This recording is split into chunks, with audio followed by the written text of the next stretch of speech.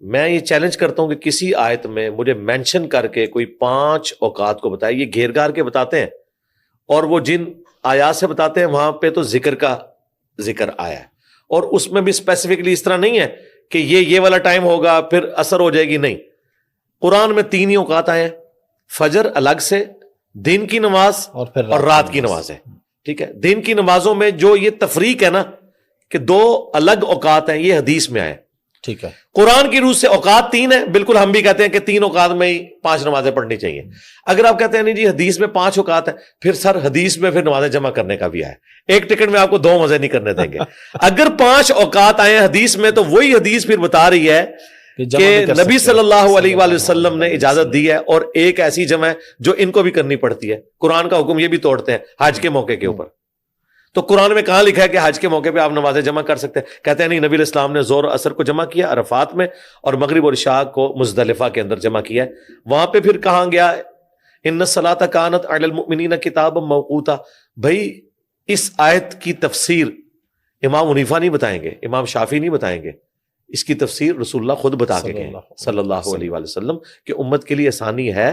زور اثر میں ٹالرنس ہے, یہ جمع ہو سکتی ہے. زور کا وقت داخل ہونے سے لے کر غروب آفتاب سے پہلے کسی بھی وقت, اس میں بھی آخری 15-20 منٹ کو اوائڈ کیا جائے, لیکن نماز پھر بھی ہو جائے گی.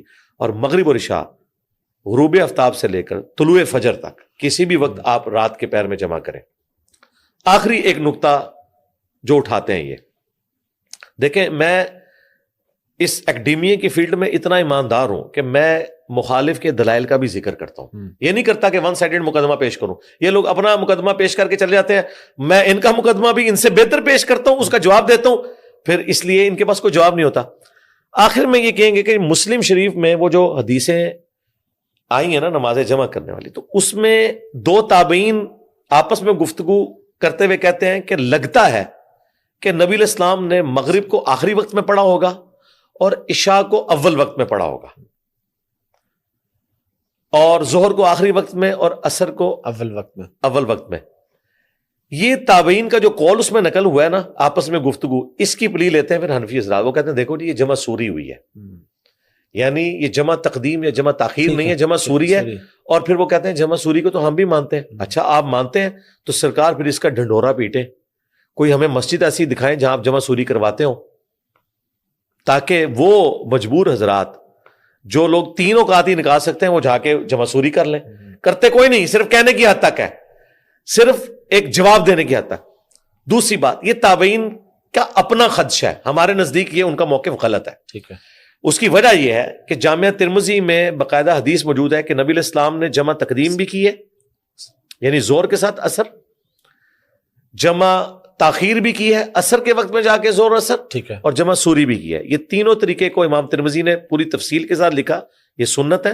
بلکہ بخاری مسلم میں یہ آیا ہے کہ نبی علیہ السلام اگر ظہر کے وقت گھر سے ٹریولنگ سٹارٹ کرتے نا تو زور اثر کو آپ جمع کر کے نکلا کرتے تھے, اور اگر آپ صلی اللہ علیہ وآلہ وسلم ظہر سے پہلے نکلتے تو پھر آپ پڑاؤ عصر کے وقت میں کرتے تھے, زور اثر کو وہاں جمع کرتے تھے, تاکہ یہ یعنی ایک ہی وضو میں دونوں نمازیں پڑھی جا سکیں.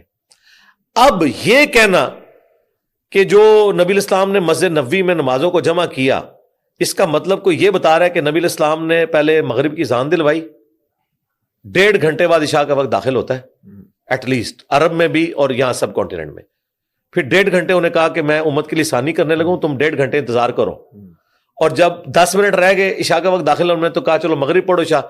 تو یہ آسانی ہو رہی ہے, یہ تکلیف میں ڈالنے والی بات ہے. وہ 1.5 گھنٹہ آپ نے زندگی کا چھین لیا.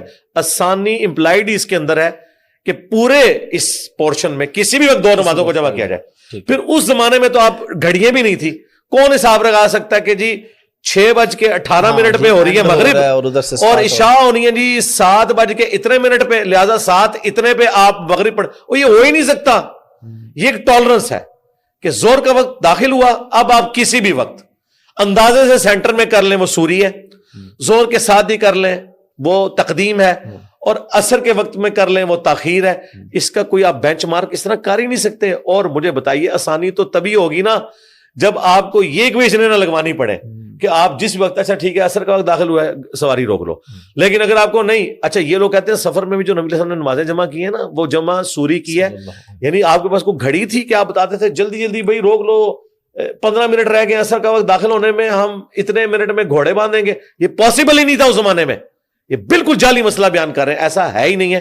یہ تینوں طریقے سنت ہے, ظہر کے ساتھ عصر, سینٹر میں اور آخری وقت آخر میں. اور اس کو سپورٹو وہ مسلم شریف کی حدیث ہے, وہ جو ایک عورت تھی جسے استحاضہ کا ایشو تھا, یعنی حیض کے بعد بھی خون آتا تھا, اس پہ غسل تو نہیں ہوتا لیکن وضو تو کرنا پڑتا ہے.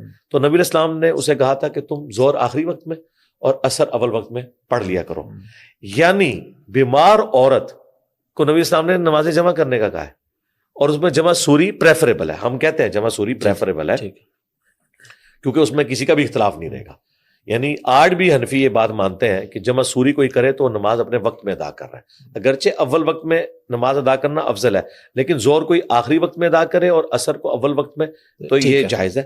تو اگر کسی کو زیادہ وام ہے نا تو وہ جمع سوری کر لے, لیکن امت سے آپ یہ آسانی نہ چھینیں. تقدیم تاخیر اور سوری ساری سنت ہے, اور یہ اس دور کے اندر تو اتنی بڑی نعمت ہے یورپ اور امریکہ کے لوگوں کے لیے. اور وہاں تو ویسے ہی وہ نہ صرف نمازوں کو جمع کریں گے بلکہ قصر بھی کر سکتے ہیں, کیونکہ سب ویز میں اپنے شہر سے 20-25 کلومیٹر سے زیادہ ہی وہ سفر کرتے ہیں.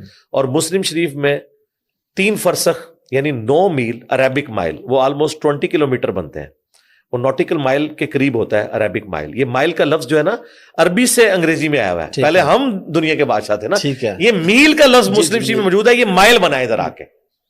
تو 20 کلومیٹر سے زیادہ اگر کوئی شہر سے باہر نکلتا ہے, اور بخاری شریف میں آئے کہ 19 دن کے اندر اندر اس کا قیام ہے, ٹھیک ہے, تو پھر وہ نمازوں کو قصر بھی کر سکتا ہے, نمازوں کو جمع بھی کر سکتا ہے. باقی جو اس میں جماعت والا ایشو ہے نا, مسافر سے جماعت والا معاملہ پھر ساکت ہو جائے گا. ظاہر ہے وہ آلریڈی ایک کیٹاسٹرافک کنڈیشن میں, ٹھیک ہے, تو اس کے لیے ضروری نہیں کہ جماعت کا اہتمام کرے. ایون عام ایک مقیم ہے وہ نمازوں کو جمع کرنا چاہتا ہے تو ظاہر ہے زور تو پڑے گا جماعت سے, اس کے بعد اثر اب نہیں پڑے گا نا.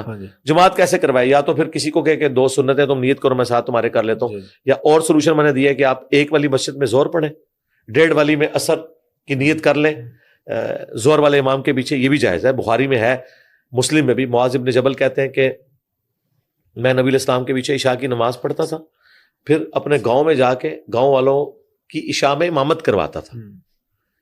اس سے امام بخاری نے رزلٹ نکالا ہے کہ جو نفل والا متنفل ہے اس کے پیچھے فرض والے کی نماز درست ہے.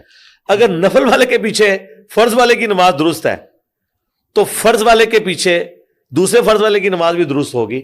ایون تراویح میں بھی کوئی لیٹ ہو جاتا ہے تو وہ تراویح میں عشاء کی نماز کی نیت کرے, جب امام 2 پڑھ کے اسلام پھیرے وہ 2 اپنی پوری کرے, اسے جماعت کا ثواب بھی مل جائے گا. کتنی بڑی آسانی ہے, ٹھیک ہے. تو الحمدللہ عرب ملکوں میں تو آپ اگر گئے تو آپ نے آبزرو کیا, وہاں تو کوئی نماز بھی پڑھ رہا وہ کندھے پہ ہاتھ دے کے ساتھ کھڑے ہو جاتے ہیں. یہ بالکل ٹھیک ہے, یہ ایک بڑی آسانی والی بات ہے. جامعہ ترمذی میں ہے, نبی علیہ السلام مسجد میں بیٹھے تھے, ایک شخص لیٹ آیا, نبی علیہ السلام نے فرمایا کون اپنے بھائی کے لیے قربانی کرے, تو حضرت ابوبکر صدیق رضی اللہ تعالیٰ عنہ کھڑے ہوئے, ان کا میں قربانی کروں گا. تو آپ نے فرمایا اس کے ساتھ جماعت کرواؤ, تمہارے نفل ہو جائیں گے اس کے پیچھے, اس کے فرض ہو جائیں گے, اسے جماعت کا ثواب. یعنی جو بندہ نماز پڑھ چکا ہے وہ بھی اگر نفل پیچھے نیت کر لے تو جماعت کا ثواب مل جائے گا. تو جماعت کا ثواب ضائع نہیں کرنا چاہیے.